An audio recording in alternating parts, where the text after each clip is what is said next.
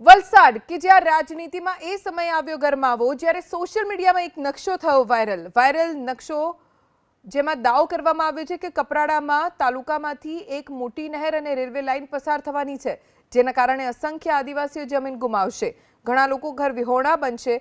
નહેર અને રેલવે લાઇનના કારણે ખુદ ભાજપ ધારાસભ્ય જીતુ ચૌધરીનું ઘર પણ કપાતમાં જશે। ભાજપનું કહેવું છે કે ચૂંટણી સમય ગરીબ આદિવાસીઓને ભ્રમિત કરવાની કોંગ્રેસ કરી રહ્યું છે કોશિશ। આ તરફ કોંગ્રેસે ભાજપના આરોપોને ફગાવ્યા। સમગ્ર મામલે જિલ્લા કલેક્ટરે સ્પષ્ટતા કરી કે લોકો વાયરલ નકશાને સાચો ન માને।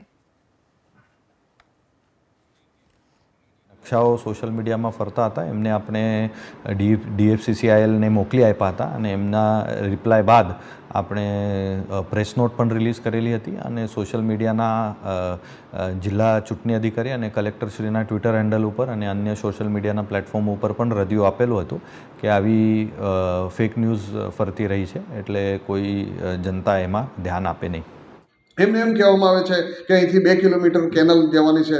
નર્મદા જેવો ડેમ છે, વર્લ્ડનો સૌથી મોટો ડેમ છે, તેની કેનલ 2 કિલોમીટર નથી, તો આની 2 કિલોમીટર કેનલ કાંથી પણ ફેક નકશો બનાવીને આ ધંધો કરવામાં આવે છે। એના કારણે મેં કલેક્ટરને ફરિયાદ કરી છે અને ગુજરાતના મુખ્યમંત્રીને પણ ફરિયાદ કરી। જેણે બનાવ્યો એના પર કાયદેસરની કાર્યવાહી કરવી જોઈએ, એના પર પગલાં લેવા જોઈએ, તો જ આવા ફેક નકશા ખોટા નકશા બનાવવાવાળાને ખબર પડે।